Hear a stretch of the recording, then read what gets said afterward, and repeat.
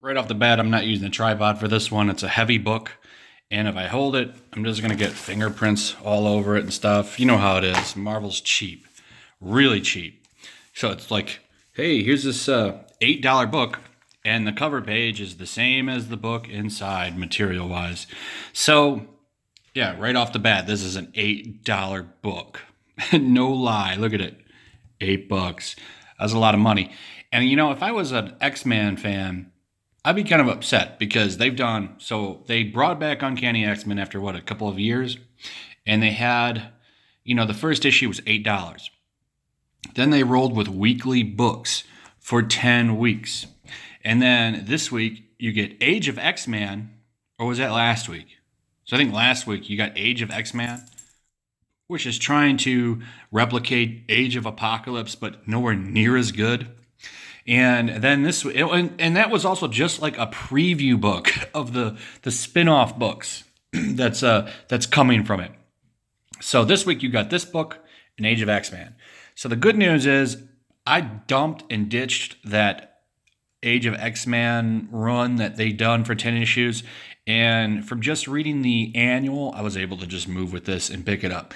This one was actually quite enjoyable. I did like this. It has some critiques and issues that I'll go over. So this can be like a straight up review, like with like seriousness, right?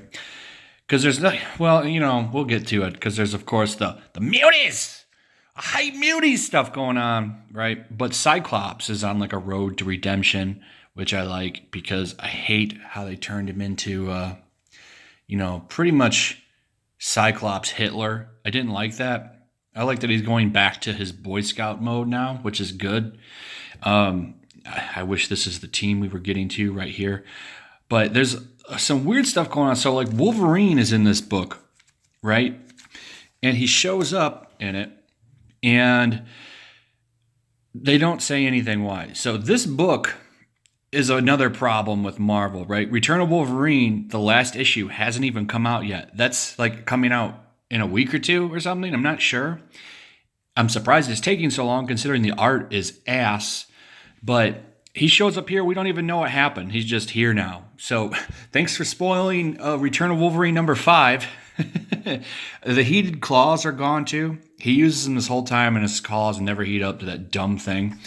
But we'll get to this. We can go over it now because I'm just saying the books. I give it a 3.5 out of a 5. It's pretty good. I liked it. It's definitely getting somewhere. And Borzenberg, who's been so mundane and boring, actually wrote a pretty good book this time. So we'll see how he does. As always, this is the first issue, and it's just a big setup for $8. But there are 3 stories, and they're from 2 perspectives. So what I did like, so you see Wolverine and Cyclops. So it turns out like Wolverine was watching over Cyclops. The whole majority of this book is Cyclops trying to find, what's her name, Blindfold Ruth or something. She can see in the future. And he's trying to find her to get answers because he thinks the X-Men are dead. I think you could read this and skip that Age of X-Men stuff. So, like, they've been gone for months. They're in this House of M type dream world or something with Nate Gray. And Cyclops doesn't think they're dead. And Wolverine is around. So we have the 2 X-Men back from the dead working together. Now, what I liked, the art's actually pretty good for this story. We have 3 different artists. So what I did like, this is pretty cool. I like this. So if you didn't know, like there was the schism. Wolverine and Cyclops had a big falling out. And, the stuff with Professor X and everything that happened. They had a bad relationship for a long time. And I like how they resolve it. Just like Logan, Slim, they look at each other. And he's just like, now that we're all caught up, let's go. We got work to do. And it's like, boom. They're just back to like mutual respect and going to work together again. I like that we're getting like old style Cyclops back too. Like he's back to normal and Wolverine's back. This is cool. Now, if in the future we can get that team, that would be very nice. I don't even think Borzenberg can screw that up. But we get a couple of really cool things in here. So we're at this hate rally. We're like, well, hate muties. Muties go home. We got to kill muties. They're terrible. But we get this thing. So like Cyclops is there. He wants to confront the hate. And I thought this was pretty cool.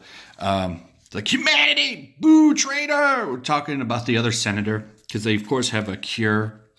And you see him here. He's like at the hate rally. And he ends up getting attacked because he confronts the senator and his glasses come off. And Captain America drops down and blocks it with his shield, which was pretty cool. I thought this was pretty nice. He confronts him like, why are you here, like, supporting this hate rally? And he's like, you know, I'm a cop, man. Basically, I'm here to keep the peace. I thought that was a pretty good position that Steve took. Something that he won't do in Coates' book. If the Coates was writing this, he'd be in the rally probably. But that's pretty much the gist of that whole issue. The first half of it, and then it goes to Wolverine's perspective, which I thought was interesting, but the arts, I don't know if I care for this art. I don't know if I care for it. It's not as bad as Delkin or whatever his name was that's on Return of Wolverine. Ugh. So this is basically Wolverine looking for answers and why he's with Cyclops. So this was her name, Blindfold something. I forget her full name, but she's telling him you got to go look out for Scott. And newsflash, like, so that's pretty much it. And then this issue ends with him getting ready to jump into the fight and help Scott. So I thought that was an interesting way to tell the story. It's kind of interesting. And then we get this, the last Blindfold story. And this is where it's weird. This, like, the whole issue, she's talking about she's saying goodbye to people and talking about how she has no future. And what happens is she commits suicide. She ends up renting a room. She's like, I need a place to die, basically. And she kills herself. They don't actually show it, but this is her in a bath. And I don't know if they edited it out, but she basically, I'm assuming, probably gets in that bath and slits her wrist or something. It's weird. And it really doesn't impact the story at all, other than to show that she just feels like genocide is coming for the mutants or something and just wants to go like into the wind. I don't know if maybe something happened with this character recently. I don't know why she's doing it. They really didn't dive into this all. And it's really just kind of almost there for shock value in some ways, because they never really, if you're going to do something like this, I would have liked a more in-depth book on why she's doing it, unless I'm missing something. I don't know. And that's it. And then, of course, they give you the prevention hotline, because maybe you were inspired by this book. I bet you they're going to get heat for this. It'd be interesting to see. But overall, definitely Rosenberg's better book out of his pile of poop he's been putting out lately. I'm talking about your astonishing X-Men run, buddy. All in all, though, this was pretty solid. It's a much better start than what we've gotten for 10 issues of Uncanny. And it looks like this is just them investigating what's going on with the X-Men. They don't actually, I'm assuming you might be able to skip that stupid Age of X-Men run. I'm skipping it. I'm not touching that trash. I might read this. I'm interested in these two investigating what's going on. I'll just learn it from that perspective. You should be able to do that if you're a competent writer, Matthew. So anyway, that's pretty much all I got. Let's see what happens. Nate Gray. Man, this whole Nate Gray stuff is just annoying. It doesn't even seem like it.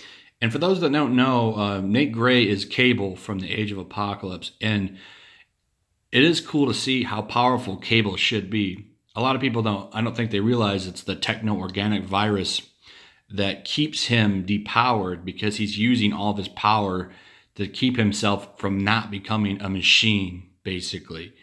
That's why Cable proper is depowered somewhat. Nate Gray is Cable unleashed with he doesn't have to fight the techno-organic virus. He's a fully fledged badass. That's how powerful Cable could be. Anyway, like and subscribe, hit that notification bell, and, check back. I'll have a new video up tomorrow, as always. I try to do at least one comic video a day. So I will see you guys later.